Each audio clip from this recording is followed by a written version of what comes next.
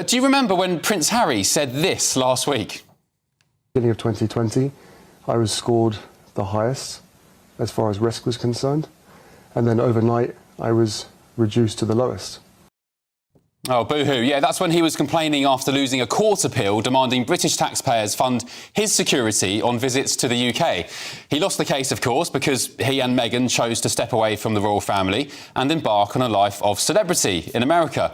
But as a reminder, he went whinging to the BBC about how he can only come to the UK if he's officially invited, which would give him a security team. Where does this leave things moving forward? The ability of your children to see their grandfather? You know, life is a precious thing, and I'm acutely aware of the fragility of that. I can only come to the UK safely if I'm invited.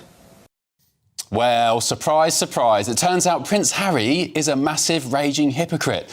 Take a look at this picture obtained by the Sun newspaper today.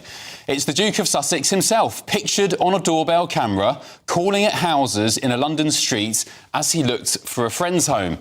Harry, who has always insisted he feels unsafe without armed cops, tried his luck at 3 random houses before finally finding the right one. It gives a whole new meaning to the game knock down ginger, doesn't it? One resident said their housekeeper opened the door but didn't recognise Harry. And another source told The Sun 2 of the houses he knocked at are at complete opposite ends of the road, which is about half a mile long. It's a bit odd he didn't seem to have a clue which house he was aiming for. I don't think many people would just walk down a road knocking on doors, let alone if you don't feel safe. The Sun on Sunday previously revealed Harry also stayed at a friend's private home and, against security protocols, had a Deliveroo sent to the front door. So let's just recap for a second, shall we? Harry's been battling the Home Office in the courts demanding taxpayers, you and I, fund huge armed police teams for when he visits the UK. He's been complaining he simply can't bring his family to Britain without armed police and refuses to fund his own private security because he's entitled to British coppers. Yet at the same time, he's gallivanting up and down a busy London road, there he is again, that picture, knocking on random doors, all by himself, trying to find a friend's house without so much as an advisor in tow. And by the way, it was less than a year ago that Harry and Meghan were given a stately welcome to Colombia, one of the most dangerous countries on earth, in what critics called a faux royal tour. Time and time again, Harry and Meghan have both proved themselves less than reliable when it comes to the truth and left wanting in their constant pleas for sympathy. And tonight, I actually feel sorry for the King, King Charles, who, much like Meghan Markle's father Thomas, can't see his grandchildren because of Harry and Meghan's behaviour. If Harry feels unsafe enough to walk down a London street without security, banging on doors and getting food delivered via Deliveroo, surely he can arrange to bring his kids to see their unwell grandfather at one of the very many well-protected royal households across Britain. For me, Harry's making a deliberate decision to keep his children away from the King, and it's a big crying shame. Prince Harry finds himself at the centre of yet another royal storm, this time torched by author and royal biographer Tom Bower. The Duke of Sussex has reportedly been caught in a humiliating moment, knocking on doors, desperate for help amid what's being described as a security meltdown. The once confident prince is now facing withering criticism and a very public reckoning. It all begins with Harry's ongoing battle over security. Since stepping back from royal duties, the Duke has fought for the right to pay for official police protection while in the UK. But after repeated legal setbacks, reports suggest he's resorted to more unorthodox measures, personally reaching out to contacts, and even, as one account claims, knocking on doors to secure assistance. Enter Tom Bower, the royal biographer known for pulling no punches. In a blistering commentary, Bower accused Harry of hypocrisy, entitlement, and a total misunderstanding of the privileges he left behind. The author's verdict was clear: Harry's latest moves are not just embarrassing, but emblematic of a man out of touch and spiraling under pressure. The story lit up the British press. Headlines painted a picture of a prince far removed from royal grace, a man humbled, exposed, and struggling to manage life without the institutional protection he once took for granted. Supporters called the coverage cruel. Critics said it was the inevitable result of choices he made years ago. Behind the drama lies something deeper, a prince confronting the consequences of independence. Harry's fight for personal security has become symbolic of his larger struggle, balancing freedom with vulnerability, privacy with relevance, and family with self-determination. The security meltdown is not just logistical, it's existential. Tom Bower's words cut deep, but they echo a wider sentiment, that Harry's post-royal life has turned into a series of miscalculations and public embarrassments. From lawsuits to leaked calls, every attempt to assert control seems to backfire. And as the Duke knocks on doors, literal or metaphorical, the world watches, wondering whether he's searching for safety or redemption. Joining me now to discuss this is the royal biographer Tom Bower, author of Rebel King, and of course the 2022 bombshell Revenge, Meghan, Harry and the war between the Windsors. Tom, good evening, nice to see you. What do you make of this picture? I mean, I opened the Sun newspaper this morning, I just couldn't believe my eyes. I think it just shows what a desperately sad man Harry is. But on the other hand, it does show that the litigation he brought against the Home Office was not really only about protection. He knew very well that he wasn't going to get it. I think it was all about trying to embarrass the king. It was about destroying the monarchy.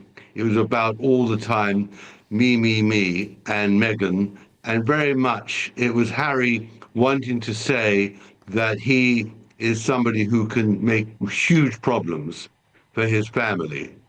And I'm not totally surprised by this. I'd heard he's pretty desperate. He was looking for company. I think that really is the issue. Harry feels completely isolated from Britain. And what's remarkable about that particular Sun exclusive is that he didn't have one of his bodyguards, who he pays a lot of money to go and find his friend. It just shows, really, that Harry's pretty incompetent above everything else.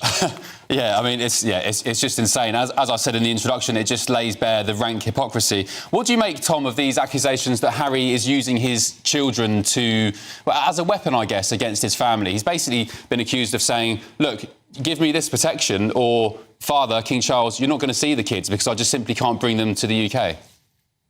Of course, it's blackmail, emotional blackmail, and that's what he's been doing for some time. And unfortunately, it's something as well his mother did against Charles. The one point about all this is that Charles is not well, obviously. He's got cancer and being treated. And Harry is using that as a lever too. I think he did that interview because he was incandescent that in the end, his litigation failed. It cost him allegedly £1.5 million and got him nowhere. And he shouldn't have started in the first place. The point about Harry is he doesn't know what to do anymore. He's losing all sorts of relations in Britain. He hasn't got a purpose. He's embarrassed with his charities in Africa because not only the Centibale charity, but also Africa Parks is now causing him great problems. Invictus is really only once every 2 years. He's losing any reason for being the prince. And I think he's now realizing, slowly but surely, he made a terrible mistake by leaving. And this is what it's all about now. Make me an offer so I don't cause you too much embarrassment in the future. Tom, just finally, do you think Harry's happy? Because Meghan, in the past couple of hours, she's posted some pictures of their date night last night, watching Beyonce in concert. We've got some pictures here. This is what Meghan put online a couple of hours ago. Harry there. I mean, he's smiling. He looks happy. He's wearing a pretty funky hat. This is a selfie. He looks slightly sweaty, as you'd expect at a concert, I guess. And Meghan also posted this picture of inside Harry's hat. So there's a British flag, there's a flag of the United States, there's the outline of the continent of Africa, there's Archie, Lily, and the words "my love," which I think is Meghan's nickname, right, Tom? Do you think he's happy, really, Harry? I think they're just absolutely brilliant media manipulators. It is extraordinary how the moment one headline comes up, or like the one in the Sun, or the moment Kate does something with her children, the Montecito media machine gets whirring up, immediately gets the retaliation in. And this is really all just part of the battle. No, he's not happy. She's clearly very unhappy because she's had some terrible reviews for her programs. But all they can do all the time is fire pot shots. Yeah. And we on this side are enjoying the spectacle because there's only one way that this can end in the end. and that's badly. But there's a lot more peaks and troughs and hijinks to go before we really see the climax of this astonishing saga. Yeah, the Sussex psychodrama, as they call it. Tom Bower, thank you for your company. Really appreciate it. Let's get the thoughts of my panel now. The former Labour advisor Paul Richards, former Scotland Yard detective Peter Bleksley, and the journalist and broadcaster Linda Jubilee. Good evening, panel. Have you had a nice day in the sun? Lovely. We have. Good. You all look quite spring-like. Yeah, we're looking good. Ready to go. Linda, the Lib Dem. Paul, the Green. If only. Peter, the... what are you? You take a guess. Peter, you're just Bleksley. You don't need a nickname. Linda, let's start with you. Ladies first. Do you feel sorry for Harry? I do. He looks thoroughly miserable in my book. I don't know that I feel sorry for him. I'm becoming increasingly irritated by him. And although this kind of reveals something about my age, I was actually outside the hospital where the Lindo wing is when he was born. I was one of the reporters doorstepping the hospital. So I've reported it on him across a lifetime. And I'd be the first to say that when his mother died, it was his treatment, really, by the royal family was completely appalling. But he has to be able to put the past behind him, and he has never succeeded in being able to do that. And right now, the whole idea of making taxpayers or asking taxpayers to fork out for his security, when he knows perfectly well that everyone is having a really, really hard time with the economy at the moment, is unrealistic. I'd say more than unrealistic, it's almost narcissistic the way he behaves. But Paul, his argument is that he, by law, should be entitled to this. That other people who aren't members of the royal family, who are private citizens, get this level of security through the Home Office. So he has accused the establishment of stitching him up because he chose to leave the royal family. I mean, it reminds me a little bit of that scene in Love Actually where the Prime Minister is knocking on doors to try and find the girl of his dreams. But Hugh Grant in the movie had a copper with him, and this guy now is just wandering about London without any protection. I mean, that's insane, at all. isn't it? What's going through his head doing that? Very, very dangerous thing. And, you know, not taking on the arguments about whether he should have security or not, that's been settled by the courts. But, you know, he did serve in Afghanistan, and there are people that would quite like to assassinate the son of a king, you know, who hate Britain. And to put himself in harm's way like that just seems daft. Where were the security detail? Did he dismiss them? What's going on? What do you make of this picture on the screen? Peter Bleksley, former Met Police detective. I mean, what would you say to Harry if you were his security advisor? Well, I've supplied security to higher net worth individuals in the private sector. So I've protected people similar to him. And for him to be able to go walkabout down a London street without a security detail will have been his decision and his alone. And only he can make that decision if he is paying the security company. So I should strongly suspect that's what he's done. Now, when I read his book, Spare, I was absolutely astonished at the amount of drug taking he admitted to. And in my experience, when somebody stands down their security team, it's because they're going off to do something they don't want their security to know about. I mean, I don't think we can say he was going to his mates to have a session. I hadn't quite finished, but, you know, maybe he was going round his mates for a pizza and a bit of something that he might have, you know, sourced from Colombia. Maybe he wasn't. Oh, no. Or maybe he wasn't. Yikes. But normally, people stand down their security team because they're going to do things they don't want their team to know about. Well, obviously, Prince Harry's not here to defend himself on that. I mean, it's completely... I have to say, Peter, it's completely baseless. I mean, you are putting two... And I said maybe. I said maybe. I didn't say was. I said maybe. Who knows? We don't know. In his book, he talks about, was it magic mushrooms, smoking weed and cocaine as well, of course. What do you make, though, Linda, of these pictures that Meghan's put up tonight? Tom Bower just said there's a PR exercise if we can get them back up. Oh, they went to a completely. Beyonce concert, they're happy. They're in love with completely. Linda. Look at them, they're having a great time on a date night. It's all a charade. Total. It's a total grandstanding charade. What do you think of his hat?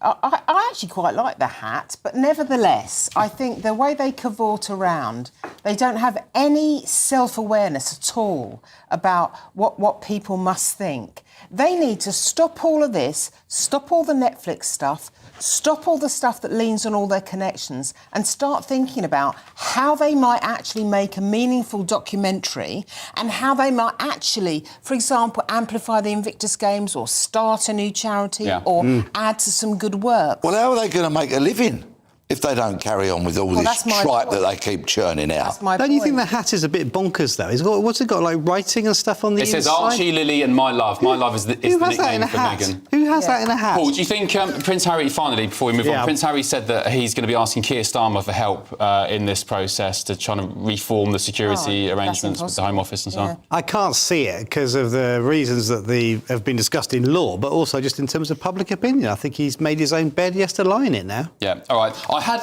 viewers at home, I had made a private pledge never to, A, do trans topics again, which I've stuck to, and B, not talk about Meghan or Harry. But this picture this morning, I woke up and I was astounded. The incompetence, the hypocrisy, I just had to do it. I had to cover it off. So there we go. Let us know what you think. What a story, by the way. A great tabloid story from my old friends at The Sun. You rang, my lord? There we go. Let us know what you think. gbnews.com/your say.